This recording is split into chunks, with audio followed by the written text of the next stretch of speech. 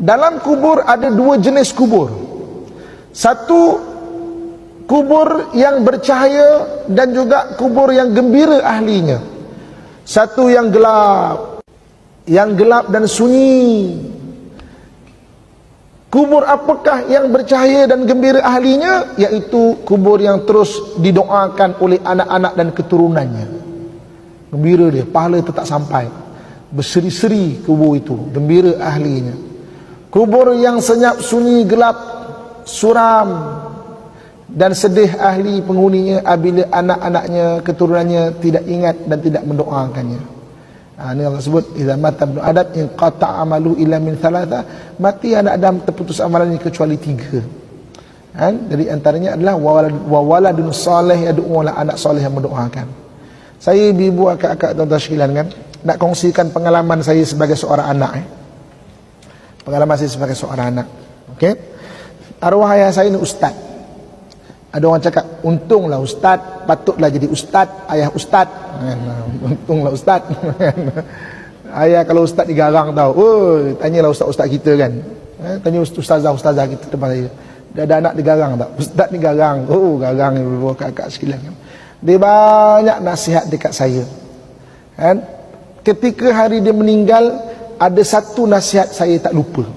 Ada banyak nasihat pada saya dan kadang nasihat tu kita lupa. Tapi ada satu nasihat yang saya tak lupa. Kan? Ini saya nak kongsikan pengalaman saya sebagai seorang anak. Satu hari dia ambil tangan saya, kan? Dia ajak saya duduk, dia pandang mata saya. Dia kata, Amin, besok kalau abah meninggal, kau jangan lupa doakan untuk abah. Dia pandang mata saya, kan? Kau jangan lupa doa untuk abah.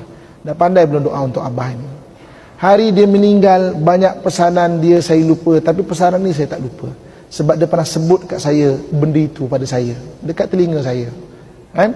Jadi saya nak kongsikan, ibu-ibu, akak-akak saya sekalian kan, ayah-ayah saya sekalian kan, anak kita dah sekolahkan sampai ke London lah, ke US lah, ke New Zealand lah, ke Australia lah, dalam negara ke, kita kena satu hari ambil masa betul, pegang tangan dia, pandang betul-betul mata dia, beritahu, besok kalau mak meninggal, kau jangan lupa doa untuk mak. Mak ni cakap macam tu, tak ni mak cakap betul-betul ni, kau jangan lupa doa untuk mak. InsyaAllah hari kita meninggal, dia tak lupa pesanan.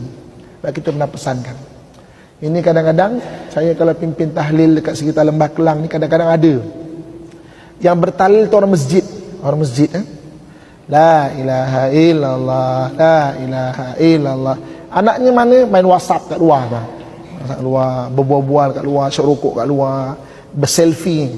Tahlil rumah mak aku, saya punya. Kan? Update kat WhatsApp, dekat Facebook lah, itu aja. Sedangkan orang lain bacakan ada khilaf. Ada ulama kata sampai, ada ulama kata tak sampai. Anak baca tak ada khilaf, confirm sampai.